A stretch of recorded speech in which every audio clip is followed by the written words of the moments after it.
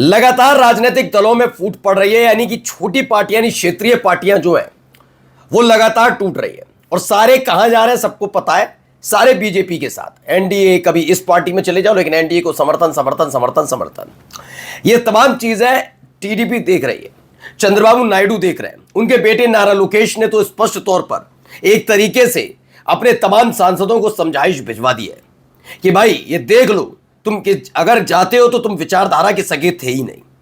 बहुत सारी चीजें स्पष्ट तौर पर नारा लोकेश ने हाल ही में एक इंटरव्यू में कही थी, जो हमने आपको खबर दिखाई थी। लेकिन आज खबर इससे आगे बढ़कर है। हमने आपसे कहा था कि जैसे ही टीएमसी के बागी सांसद उद्धव ठाकरे के सांसद खुले तौर पर सामने आ जाएंगे, उसके फौरन बाद सबसे पहले अगर लगाम लगाई जाएगी तो चंद्रबाबू नायडू पर और टीडीपी पर। और देखिए, इस बात को टीडीपी समझ रही है। क्या वाकई अब कांग्रेस के साथ खड़ी नजर आ रही है, इंडिया गठबंधन में आने के लिए तैयार हो गए चंद्रबाबू नायडू? क्यों कह रहा हूं? क्योंकि इससे पहले अब तक इस तरह का कोई बयान चंद्रबाबू नायडू ने नहीं दिया था। लेकिन अब चंद्रबाबू नायडू खुलकर कांग्रेस की तारीफ कर रहे हैं, रेवंत रेड्डी की तारीफ कर रहे हैं। कहा जा रहा है कि रेवंत रेड्डी के जरिए चंद्रबाबू नायडू सीधे कांग्रेस के संपर्क में है। क्या कुछ होने जा रहा है? क्या वाकई ये जो पूरा गठबंधन में घटक दलों का खेला है वो पलटने जा रहा है? और क्या क्या कहानी है? नमस्कार, मैं हूं प्राज्वल गौतम और आप देख रहे हैं टाइम्स एक्सप्रेस। हाल ही में एक इंटरव्यू दिया था, पहले मैं उस इंटरव्यू का जिक्र कर दूं। वो इंटरव्यू था सीधे तौर पर नारा लोकेश से। नारा लोकेश केवल कोई एक मंत्री नहीं है आंध्र प्रदेश के, बल्कि चंद्रबाबू नायडू के बेटे हैं। वो चंद्रबाबू नायडू जो चाहते हैं कि उनके बेटे नारा लोकेश को अब आंध्र प्रदेश की कमान मिले, यानी वो आंध्र प्रदेश के मुख्यमंत्री बने।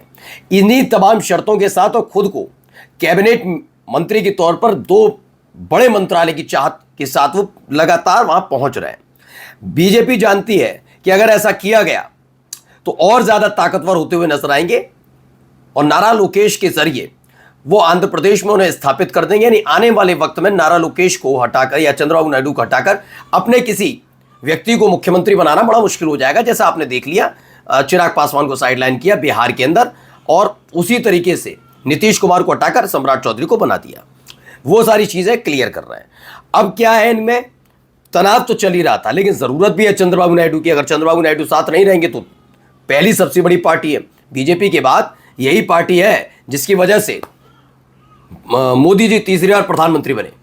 ठीक है, अब इसमें कहानी जो निकलकर सामने आ रही है वो ये है कि बागी सांसदों के जरिए चंद्रबाबू नायडू की इस नाराजगी को कम करने की कोशिश की जा रही है।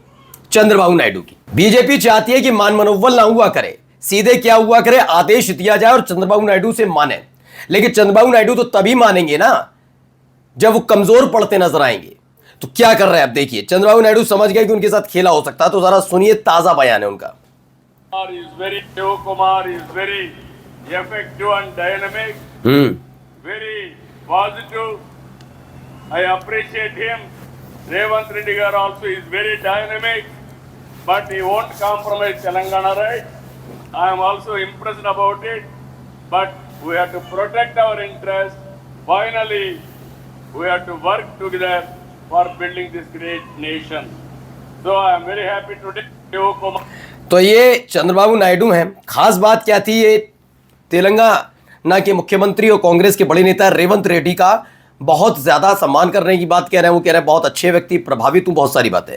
बीजेपी की सहयोगी पार्टी के नेता भी अब कांग्रेस के नेता की तारीफ कर रहे हैं। मैं रेवंत रेड्डी से प्रभावित हूं, वे तेलंगाना के अधिकारों से कोई समझौता नहीं करते। आंध्र प्रदेश के मुख्यमंत्री चंद्रबाबू नायडू का ये बयान है। ये बयान अपने आप में बहुत कुछ कहता हुआ नजर आता है।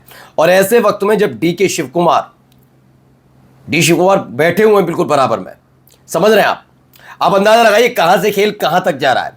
ये वही हैं जिन पर अभी आरोप लगाया गया बीजेपी की तरफ से कि भारतीय जनता पार्टी के जो विधायकों की क्रॉस वोटिंग हुई, जो बागी हो गए कर्नाटक के अंदर, वो इन्हीं की बदौलत हुए। वही वहां बैठे हुए हैं और मोदी जी के कुछ तीसरी बार सत्ता में बिठाने वाले चंद्रबाबू नायडू उन्हीं की तारीफ, रेवंत रेड्डी की तारीफ कर रहे हैं। ये अब इसको थोड़ा ब्रीफली समझिए हो क्या रहा है खेल। मैं आपको बताया कि 293 सांसद इस समय बीजेपी के मतलब एनडीए के हैं, जिसमें 240 अकेले इनके हैं। अब एक आंकड़ा हमने आपको बताया था कि अगर 293 में ये पूरा 293 के सांसदों में अगर 20 सांसद मानकर चलिए, जैसे कि ये कहते हैं कि टीएमसी के तोड़ लिए गए, तो मानकर चलिए तो भी वो 313। और अभी हाल ही में उद्धव ठाकरे की पार्टी के सांसदों को एकनाथ शिंदे की पार्टी में शामिल कराया गया तो यह आंकड़ा हो जाता 319 का। कुल मिलाकर कितना हुआ? 319। 319 सांसद इनके पास है। अब यहां पर अगर जो समर्थन कर रहे हैं, ठीक है।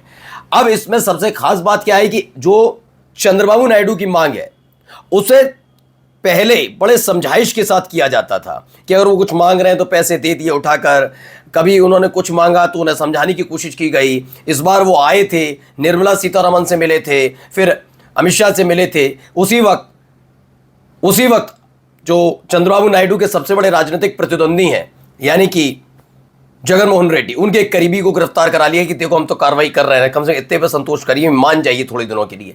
उस तरीके से उन्हें समझाइश चल रही थी। जब ये 319 पूरे आधिकारिक तरीके से एनडीए का समर्थन करेंगे और ये पता है कि अपनी पार्टी से बगावत करके आए तो बागी सांसदों के साथ मिलकर, क्योंकि वो बागी सांसद बीजेपी से बगावत नहीं कर सकते ना, वरना मिट्टी पलीत हो जाएगी, तो वो इन्हीं के सहारे फिर आसानी से चंद्रबाबू नायडू को आंखें दिखा सकते हैं। यानी ये आंकड़ा 303 पर आ जाएगा।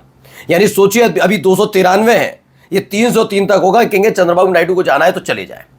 ये खेल करने की कोशिश की जा रही है और इसे चंद्रबाबू नायडू समझ चुके हैं। उन्हें पता है कि अगर ये आंकड़ा पहुंचा इनके पास तो इन 16 सांसदों के दम पर वो भारतीय जनता पार्टी के सामने तमाम तरह की डिमांड रख रहे हैं, वो फिर आगे वैसा करने की कोशिश भी नहीं कर पाएंगे, क्योंकि उनके भी सांसदों के साथ वही होगा जो टीएमसी के साथ हुआ, जो शिवसेना उद्धव ठाकरे के सांसदों के साथ किया, जो आम आदमी पार्टी के साथ किया। इसीलिए नारा लोकेश ने जो भी हाल ही में इंटरव्यू दिया उसने स्पष्ट कर दिया था कि कैसे क्षेत्रीय पार्टियों को खत्म करने का काम भारतीय जनता पार्टी कर रही है। अपने उस पूरे इंटरव्यू में उन्होंने कांग्रेस का भी जिक्र किया था और अपने दादा नाना एनटीआर का भी जिक्र किया था, एनटी रामाराव का, जिन्होंने टीडीपी बनाई थी, तेलुगु देशम पार्टी 1982 में, ठीक है, तब ये बनाई थी। 1982 में टीडीपी बनी थी, सरकार में आए थे। पहला वो रथ यात्रा निकाली थी किसी ने 1982 में, इतने उस समय का याद करिएगा। तो टीडीपी की जब सरकार थी तो उन्होंने उस समय कहा, जो इंटरव्यू था, कि उनके नाना की सरकार कांग्रेस ने गिरवाई गलत तरीके से। ये बात सच है, ऐसे दूध के धुलई नहीं है कांग्रेस भी, मैं कभी ये नहीं कहता। लेकिन जैसा बेजा इस्तेमाल जिस तरह का हर तरह की संवैधानिक संस्थाओं का कर रही है बीजेपी, ये सब जानते हैं, इनके साथी भी जानते हैं। और अब ये समीकरण पढ़ता हुआ नजर आ रहा है। बागी सांसद गए तो गए, लेकिन इनके अपने जो साथी हैं बहुत नाराज बताए जा रहे हैं।